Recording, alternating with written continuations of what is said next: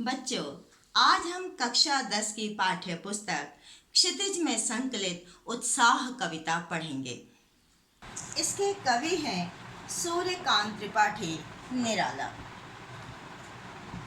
कविता को पढ़ने से पूर्व थोड़ा सा कवि के बारे में भी जानना आवश्यक है।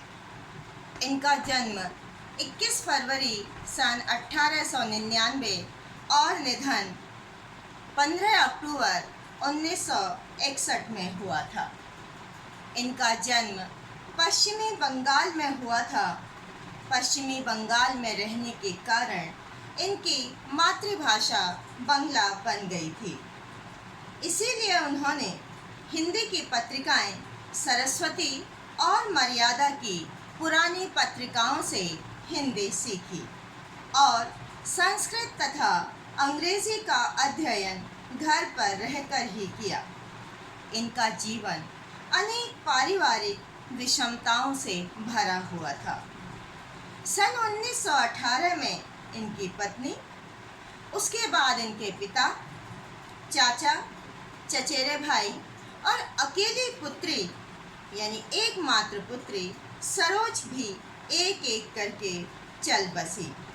इतने दुखों को सहन करने के बाद भी वे साहित्य से जुड़े रहे। निराला जी की साहित्यिक कृतियों की बात करें तो उनका रचा साहित्य इतना अधिक है कि उन्हें गिनाना मुश्किल है। उनमें से उनकी कुछ प्रमुख रचनाएं निम्नलिखित हैं, जैसे काव्य रचनाएं अनामिका, परिमल, गीतिका, तुलसीदास, कुकुरमुत्ता, बेला, अणिमा, अपरा और नए पत्ते। कहानी संग्रह की बात करें, लिली, चतुरी चमार, सुकुल की बीबी, अप्सरा, अलका, प्रभावती और निरुपमा। अन्य विधाओं की बात की जाए तो उपन्यास, कहानी, आलोचना और निबंध लेखन में भी उनकी प्रसिद्धि चारों ओर फैली हुई है। उन्होंने समन्वय, सुधा और मतवाला पत्रिकाओं का संपादन भी किया, यानी एडिटर भी वो रहे। साहित्यिक विशेषताएं की बात यदि की जाए तो हिंदी साहित्य की छायावादी काव्यधारा के 4 स्तंभ हुए हैं: जयशंकर प्रसाद, सुमित्रा नंदन पंत, निराला और महादेवी वर्मा। निराला जी उनमें से एक हैं, किंतु उनका क्रांतिकारी, प्रगतिशील और विद्रोही व्यक्तित्व उनको उत्कृष्ट रचनाकार बनाने में सहायक रहा। उन्होंने अपनी रचनाओं में शोषकों के प्रति आक्रोश, शोषक होते हैं जो पूंजीपति होते हैं, बड़े जमींदार होते हैं जो लोगों का शोषण करते हैं, तो उनके प्रति क्रोध था उनके मन में। और शोषित हैं, जिनका शोषण किया जा रहा है, जिन पर अत्याचार किया जा रहा है, ऐसे गरीब मजदूरों के प्रति उनके साहित्य में सहानुभूति की भावना थी। छायावादी रचनाकारों में उन्होंने सबसे पहले मुक्त छंद का प्रयोग किया। उन्होंने प्रकृति के मानवीकरण पर भी बहुत ध्यान दिया है, जैसा आप अपनी इन कविताओं में भी देखेंगे। अब हम बात करते हैं उत्साह कविता की, जो आपके कोर्स में है। ये निराला जी की बहुत बड़ी कविता है, बादल राग, उससे ली गई है। यह एक आह्वान गीत है। आह्वान अर्थात बुलाना। इसमें आम आदमी के दुख से दुखी है कवि, और इसलिए वह बादल का आह्वान क्रांति के रूप में करता है। बादल निराला का प्रिय विषय है। बादल एक और तो जो पीड़ित हैं, जो प्यासे हैं, गर्मी के कारण बेचैन हैं, ऐसे लोगों की आकांक्षाओं को, इच्छाओं को पूरा करते हैं। तो दूसरी ओर वही बादल नई कल्पना और नए अंकुर के लिए, जब बारिश होती है तो नए नए अंकुर निकलते हैं पृथ्वी में से, उसके लिए विध्वंस, विप्लव और क्रांति को भी संभव करते हैं। कविता में ललित कल्पना है एक और, तो दूसरी ओर क्रांति और चेतना भी है। कविता पढ़ते हैं। पहले इसका वाचन। बादल गरजो, घेर घेर घोर गगन, धाराधर ओ ललित ललित काले घुंघराले, बाल कल्पना कैसे पाले। विद्युत छवि उर्मे कवि नव जीवन वाले, वज्र छिपा नूतन कविता, फिर भर दो बादल गरजो। कठिन शब्द अर्थ देखते हैं। गगन आसमान, धाराधर बादल, ललित सुंदर।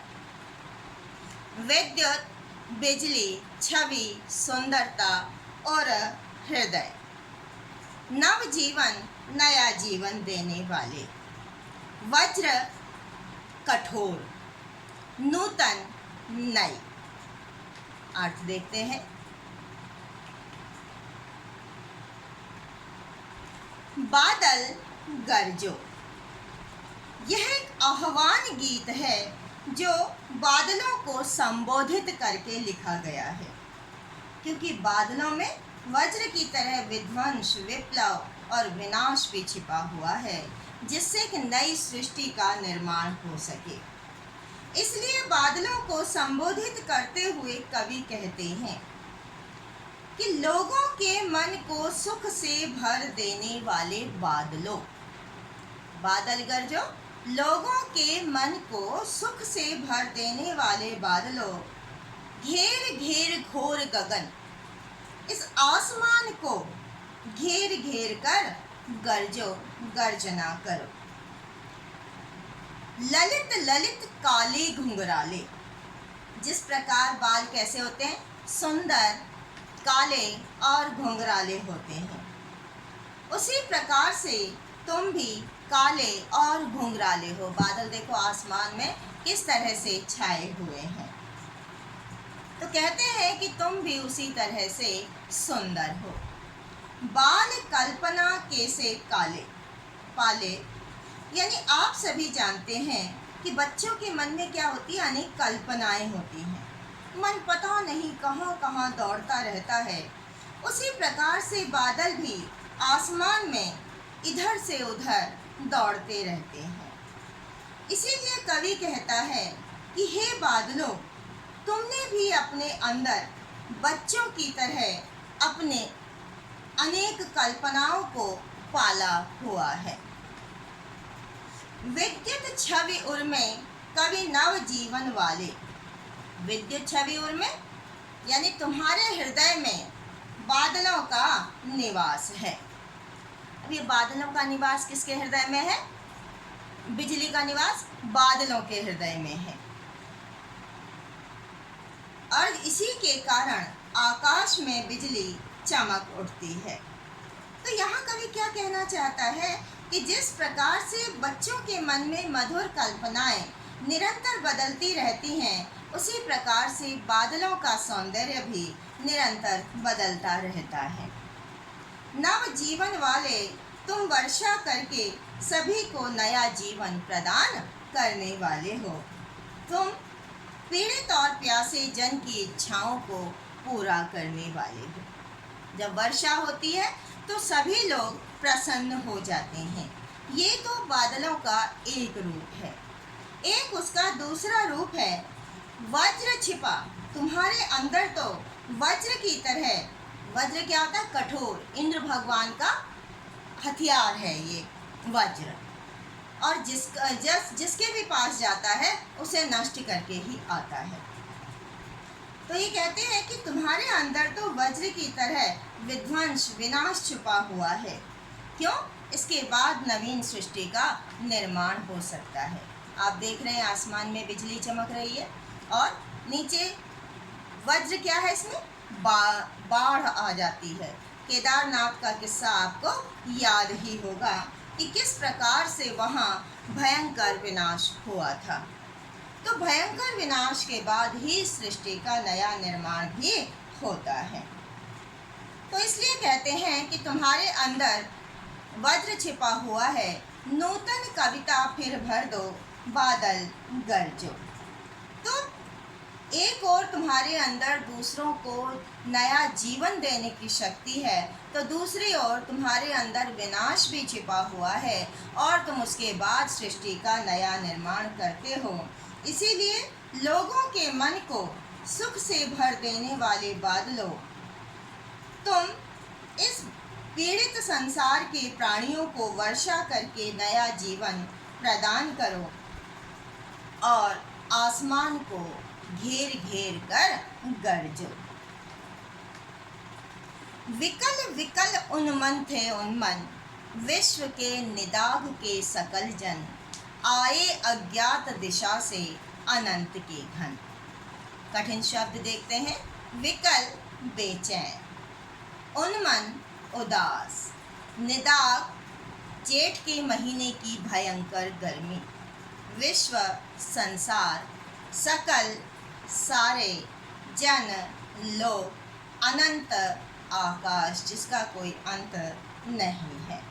इसीलिए कवि यहाँ पर कह रहे हैं कि हे लोगों के मन को सुख से भर देने वाले बादलों, विश्व के निदाघ के सकल जन। हम सेकंड लाइन का पहले देखेंगे कि संसार के सभी लोग निदाघ के यानी जेठ के महीने की भयंकर गर्मी के कारण कैसे थे? विकल विकल उन्मन थे उन्मन यानी उदास और बेचैन थे। यानी संसार के सभी लोग जेठ के महीने की भयंकर गर्मी के कारण उदास और बेचैन थे।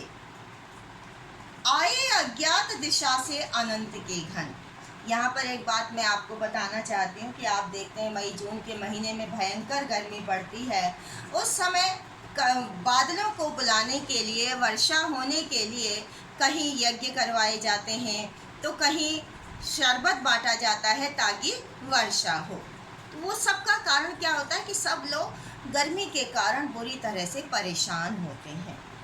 आए अज्ञात दिशा से अनंत के घन, ऐसे में अचानक अज्ञात दिशा से आसमान में बादल छा जाते हैं। और जब आसमान में बादल छा जाते हैं, वर्षा होती है तो सभी लोग कितने प्रसन्न हो जाते हैं। बच्चे किस तरह से पानी में खेलने लगते हैं ये आप देखते हैं। सृष्टि हरी भरी हो जाती है, पेड़ पौधे हरे भरे हो जाते हैं। पशु पक्षी जो अभी तक गर्मी के कारण बेचैन थे, पानी की कमी से उदास थे, वो पानी के आ जाने से, वर्षा के हो जाने से जंगल, खेत, सभी जगह हरियाली छा जाती है, पानी की कमी दूर हो जाती है। इसी बात को बताते हुए कहते हैं, तप्त धरा, जो गर्मी के कारण धरती जल रही है, जल से फिर शीतल कर दो। अपनी वर्षा करके तुम इस धरती को फिर से ठंडा बना दो और सबको शांति प्रदान कर दो। इसीलिए तुम बरस कर गर्मी से तपती इस धरती को फिर से ठंडा कर दो।